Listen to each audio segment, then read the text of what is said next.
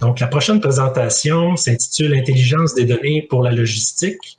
Elle sera donnée par M. Khalil et Bernard Gendron.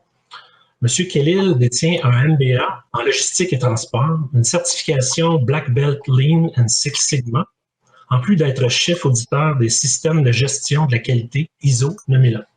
Il possède 32 années d'expérience en planification stratégique, gestion du risque, ligne de crédit, investissement. Il agit présentement comme directeur de la recherche et développement des affaires chez Purolator. Il a développé le département de recherche-développement depuis 2014 en mettant sur pied des programmes de recherche avec le milieu académique canadien international afin d'améliorer les processus de la chaîne de valeur de Purolator. Son réseau de distribution est aussi pour introduire des solutions innovantes pour ses centres de tri et en logistique urbaine. Professeur Gendron, lui, est conseiller spécial et vice-recteur associé au vice-rectorat à la recherche, à la découverte, à la création et à l'innovation. Il est professeur au département d'informatique et de recherche opérationnelle, le DIRO de l'Université de Montréal. Il est également titulaire de la chaire Purolator en intelligence des données pour la logistique, ainsi que de la chaire en transformation du transport. Il a été directeur du CIREL de 2008 à 2015 et il est président de la Société canadienne de recherche opérationnelle, ainsi que de la section Transportation Science and Logistics de Informs. Alors, messieurs, Khalil et Gendron, la parole est à vous. Merci Jean-François. Bonjour à tous. Donc, ça me fait plaisir de vous présenter les projets en collaboration entre le CIRELT et Purolator. Alors, je vais débuter par une courte présentation de la chaire Purolator en intelligence des données pour la logistique. On va vous donner un peu une idée des projets qu'on réalise en collaboration dans le domaine de la logistique urbaine. Et M. Khalil va prendre le relais pour présenter l'application par l'entreprise de la livraison par vélo cargo et par véhicule à vitesse réduite, qu'on appelle également les Low Speed Vehicles, LSV. Alors d'abord, quelques mots sur la chaire Purolator en intelligence des données pour la logistique. Donc, c'est un programme de recherche de 5 ans qui est cofinancé par Purolator, qui a des investissements de plus d'1 demi-million de dollars dans la chaire, le CRSNG et Prompt. Donc, au global, c'est un budget qui dépasse 2 millions de dollars. La chaire est un partenariat entre, évidemment, l'Université de Montréal, au CIRELT, Ivado est impliqué, de même que des collègues à HEC Montréal, à l'UQAM, McMaster et l'Université of Toronto. Alors, l'équipe, donc j'ai le plaisir de diriger l'équipe avec mes collègues Jean-François Cordeau, Théodore Krajnik, qui sont également des chercheurs au CIRELT, El-Kafi Assini, qui est à McMaster University, Matt Warda à University of Toronto, Emma Frejinger, qui est ma collègue à l'Université de Montréal, et Amar Metnani, qui est un professionnel de recherche PhD, spécialiste dans tous nos projets, là, dont ceux qu'on va présenter aujourd'hui. Alors, les objectifs, c'est de développer des algorithmes de recherche opérationnelle et de sciences des données appliqués aux services de courrier rapide, de développer un programme de recherche innovateur d'envergure internationale et bien sûr d'assurer le transfert des solutions et des outils développés vers Purolator. Évidemment, parmi ces objectifs, il y a également toute la formation de personnel hautement qualifié.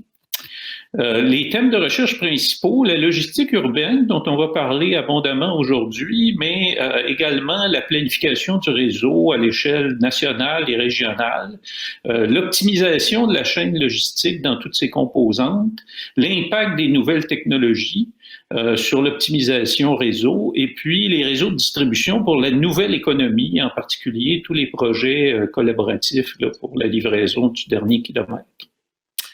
Alors, je vais maintenant me concentrer sur les projets en logistique urbaine qui, essentiellement, sont appuyés sur la recherche opérationnelle et la science des données. Ce sont évidemment des projets qu'on réalise dans le cadre de la chaire, qui ont été également soutenus par une initiative du gouvernement du Québec, CILCAD, sur l'innovation en logistique. Alors, on s'est concentré dans un premier temps sur des scénarios de logistique urbaine à Montréal. Et un des projets que je vais vous présenter plus en détail, c'est l'utilisation de terminaux mobiles. Donc, je vais élaborer là-dessus. Mais on a développé beaucoup d'autres projets, déploiement de points de service. Donc, on parle notamment de casiers là, pour la livraison du dernier kilomètre là, qui sont coordonnés, par exemple, avec les services de transport public. L'exploitation du réseau piétonnier souterrain pour la livraison encore là dans les centres-villes très denses. La livraison par vélo cargo et l'optimisation des modes, donc notamment les low-speed vehicles, mais également le mélange entre les différents modes. Alors ça, M. Kellil va en parler plus abondamment dans l'application. Alors, je vais élaborer un peu sur l'utilisation des terminaux mobiles. Donc, le réseau actuel à Montréal, vous voyez ici l'île de Montréal avec une carte de chaleur où vous voyez les principaux points de livraison et de collecte. Donc, bien sûr, il y en a énormément au centre-ville, mais il y en a dans toutes les zones autour de l'autoroute 40. Et donc, vous voyez ici que les terminaux actuels sont forcément un peu décentrés là, par rapport aux zones les plus chaudes. Alors ça, c'est une première observation. Ce qui amène en fait comme solution de déployer par-delà les terminaux fixes, des terminaux mobiles qui sont des camions remorques dotés de capacités de tri. Et qui peuvent être à ce moment-là déployés dans des zones plus près des points de livraison ultimes. Une autre option également, c'est qu'il y a des terminaux, mais il y a ce qu'on appelle le hub, qui est le point central de la région, qui peut également être opéré comme un terminal. Donc, ce sont des solutions qu'on regarde dans nos modèles. Alors, opérer des terminaux mobiles, mais où et lesquels, fermer des terminaux, lesquels, opérer le hub comme terminaux, et puis comment faire l'affectation des points de livraison ultimes aux différents terminaux. Alors, tout ça implique une intégration de données dans notre modèle où on a des décisions sur l'ouverture, la fermeture des terminaux, mais évidemment, le composant principal de tout ça, c'est l'optimisation des coûts. Alors, on regarde évidemment la variation à chaque jour de la demande qui est prise en compte directement dans nos modèles. Donc, quand on dit coût de transport moyen, il ne s'agit pas de calculer des moyennes, il s'agit d'intégrer toutes les données dans le modèle et de laisser le modèle optimiser cette moyenne. Donc, c'est beaucoup plus, complet là, comme analyse que juste calculer des moyennes et ensuite mettre ça dans un modèle plus simple qui ne donnerait pas le même résultat. Donc, on doit également recalculer, en fait, les meilleures tournées à chaque jour lorsqu'on intègre ça au modèle. Alors, ce qui fait qu'on a, d'une part, un ensemble d'emplacements potentiels. Évidemment, on aurait pu en déployer beaucoup plus. Ça, c'est un exemple d'analyse de ce qu'on peut faire. Hein, les données sont adaptables et il est possible par exemple, de tapisser une grande partie du territoire avec plusieurs emplacements potentiels. Alors ici, ça vous donne un exemple où il y a eu plusieurs emplacements ajoutés le long de l'autoroute 40, mais également en plein centre-ville, donc pour mieux couvrir les points de livraison ultimes. Alors, à partir de ces emplacements potentiels, on tourne des analyses avec notre modèle. Et là, on voit le type de résultat qu'on obtient où on a déployé en fait un terminal mobile en plein centre-ville, mais deux autres le long de l'autoroute 40, ce qui est plus profitable. Et également, le hub opère comme terminal dans cet exemple d'analyse qu'on a fourni. Alors, ce que ça donne, pour être plus concret, c'est 3 terminaux mobiles qui ont été choisis parmi ceux qui ont été proposés. Ça donne également la fermeture de terminaux existants, qui est une décision stratégique qui va au-delà de ce que le modèle peut fournir et qui requiert des analyses un peu plus avancées. Il est toujours profitable dans les analyses que nous avons faites d'utiliser la capacité du hub et de s'en servir comme terminal. Et on a obtenu, évidemment, des économies de plus de 50 %. Évidemment, est-ce qu'on pourra les réaliser en pratique? Ça, c'est autre chose. Là. Il y a tout un effort d'implémentation dans l'application pratique. Et ce qui est très intéressant, c'est qu'on a des réductions des émissions de GES qui sont extrêmement significatives. Alors ça, c'est un élément qu'on regarde dans tous nos scénarios. Notamment dans ce qui s'en vient, qui est justement l'utilisation de modes plus écologiques et à la fois très efficaces. Donc, c'est ce qui a été réalisé par nos études. Alors, pour cette partie-là, je vais laisser la parole à M. Kellil, qui va vous présenter la livraison par vélo cargo et par véhicule à vitesse réduite au sein de l'entreprise. OK.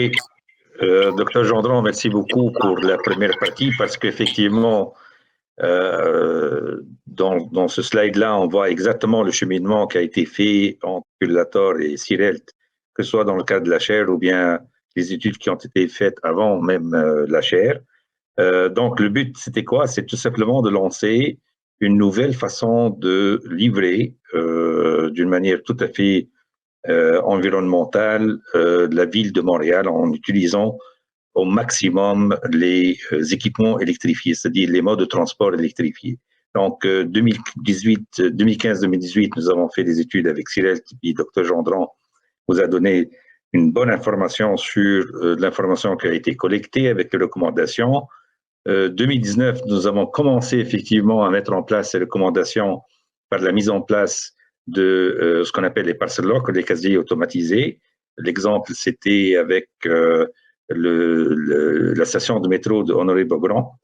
Le deuxième aspect, c'est que nous avons ouvert avec la ville de Montréal maintenant ce qu'on appelle un Urban Distribution Center, c'est un centre de distribution urbain où on a placé des e-cargo bikes, ce sont des vélos électrifiés, mais ce sont des vélos qui sont faits pour la livraison à haute densité, mais également on a apporté ce qu'on appelle les voitures à vitesse basse, les low speed vehicles. Donc, depuis 2019, actuellement, nous continuons avec le pilote. 2019, septembre exactement, nous avons officiellement lancé le projet Colibri avec la ville et avec la présence de la mairesse qui nous a réellement supporté dans disons, le développement, puis parce qu'au départ, on faisait des tests sur des 6 containers que nous avons évolué vers tout simplement un centre qui est protégé. On nous a donné l'emplacement de l'île aux Voyageurs, l'ancienne station de bus. Et de là, nous avons également réparti depuis 2020 jusqu'à date cette même technique, ces mêmes connaissances à travers la ville de Vancouver, que nous sommes en train de lancer un pilote là-dedans, la ville de Toronto et pour très bientôt la ville de Ottawa. Notre objectif dans les années à venir, c'est que de lancer à peu près une centaine de e-cargo bikes à travers le Canada et à peu près entre 150 et 200 low speed vehicles, c'est-à-dire les véhicules à basse vitesse pour également pour les 4 prochaines années. La suivante, s'il vous plaît. Donc voilà, c'est ça, c'est que tout simplement on prend le data, on essaie de identifier les zones, puis de ces zones-là, on crée ce qu'on appelle les Urban Distribution Centers, puis on dote les Urban Distribution Centers d'équipements nécessaires, que ce soit des camions, que ce soit des low speed vehicles, c'est-à-dire les véhicules à basse vitesse. On implémente les parcel lockers et également les e-cargo bikes. Prochaine. Donc ça, c'est le début du pilote officiel parce qu'au départ, on a fait un proof of concept, puis par la suite, on a débuté un pilote qui fait partie réellement de l'objectif du Puldator de dépenser à peu près un investissement global de 1 billion de dollars dans la transformation complète de l'entreprise du point de vue technologique et surtout du point de vue du mode de transport. Parce que récemment également, nous avons lancé à Vancouver 5 camions électriques qui vont également voir le jour peut-être en 2022 à Montréal, parce que l'objectif, c'est quoi? C'est que toute la flotte qui sert les grands centres-villes au Canada, incluant Montréal, on va la transformer en camion, c'est-à-dire en voiture électrique ou bien mode de transport électrifié. Prochain. Donc ça, ce sont les différents types de modes de transport qu'on a utilisés, qui sont actuellement utilisés entre Toronto et Montréal. Ce que vous avez en haut, ce sont les low-speed vehicles, ce sont des véhicules à basse vitesse, qui, l'avantage qu'ils ont, c'est qu'ils sont capables de circuler à travers les routes sans pour autant créer de problématiques au niveau de la congestion routière. Ce que vous avez en bas, à gauche, ce sont des nouveaux robots, ce qu'on appelle des follow me, ce sont des robots suiveurs qu'on a actuellement testés à l'extérieur à Montréal, qui ont donné de bons résultats. Et puis très bientôt, on va les tester dans le réseau souterrain de Montréal. Puis finalement, ce que vous avez en bas à droite, ce sont effectivement la nouvelle flotte de e-cargo bike, les vélos cargo électrifiés. Donc, c'est avec ces différents modes de transport que nous allons effectivement mettre en place ce qui a été, étudié, puis ce qui a été capturé à travers les études qui ont été faites avec la chaire de recherche, la suivante. Donc, c'est ça, c'est simple. C'est que tout simplement, on fait un tri au niveau du hub. Normalement, nous avons introduit ce qu'on appelle le tri par route. Donc, en tri par route, on met ça dans des conteneurs. Les conteneurs vont être déplacés au centre-ville.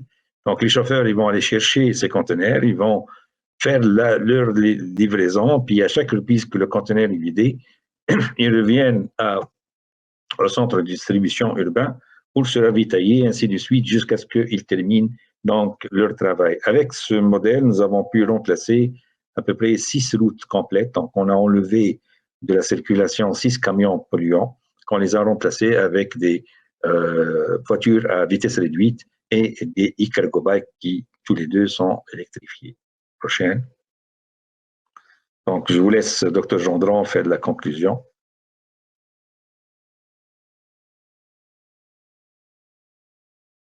Vous êtes en mute. Merci. Oui, est-ce que vous m'entendez? Oui. Oui. Alors, sur la logistique urbaine, on a vu par l'application que c'est un concept qui fournit un puissant incitatif à l'utilisation de modes de transport verts. Et donc, ce que M. Kellil vous a présenté, en fait, l'entreprise a pu vérifier sur le terrain qu'il y a des gains d'efficacité, des économies importantes. Alors, c'est non seulement les gains en GES, mais également pour l'entreprise. Et bon, il y a toutes sortes de bénéfices là, en termes de mutualisation des infrastructures, réduction de la congestion. Et puis, finalement, ben, on s'aperçoit que tout ça fonctionne d'abord parce que les entreprises sont impliquées, mais également les pouvoirs publics. Donc, M. Kellil vous a mentionné la collaboration de la Ville de Montréal et les autres villes au Canada. Et puis, grâce aux outils de la science, en particulier ce que nous réalisons en sciences des données et recherche opérationnelle, ben, on est capable d'aller plus loin là, dans la réalisation de ces concepts. Alors, je vous remercie. Merci beaucoup, messieurs. Très intéressant. J'ai une question. Premièrement, on demande si notre directrice nous demande est-ce que vous avez considéré la livraison de nuit au même titre qu'à New York, par exemple, à Montréal? Nous allons considérer la livraison de nuit. La problématique, c'est qu'actuellement, comme vous savez, avec le COVID, il y a le couvre-feu. Mais effectivement, c'est un élément qu'on va considérer pour une raison qui est bien simple, que Pilator actuellement est devenu une compagnie qui travaille 7 jours par semaine. Puis actuellement, nous sommes en train, le deuxième objectif, c'est de la faire travailler 24 heures sur 24, malgré que dans le background, c'est-à-dire, autrement dit, du point de vue opérationnel, on est à 24 heures sur 24, mais du point de vue livraison, on termine nos livraisons au maximum jusqu'à, je crois, 8 heures ou 9 heures du soir. Actuellement, nous souhaitons le faire overnight, c'est-à-dire pendant toute la nuit, à continuer à livrer. Il y a des clients qui nous le demandent, mais comme je vous ai dit, avec le Covid, nous sommes tenus à respecter le couvre-feu. Et c'est faisable, ça va venir. Est-ce que vous avez développé des preuves de concept et des essais terrain, est-ce que je comprends? Est-ce que vous avez dû développer des solutions logicielles pour mettre en place le projet ou c'est une étape subséquente là, à faire? C'est en cours, effectivement, avec Cyril. Je crois que Dr. Gendron peut donner plus de détails en ce sens.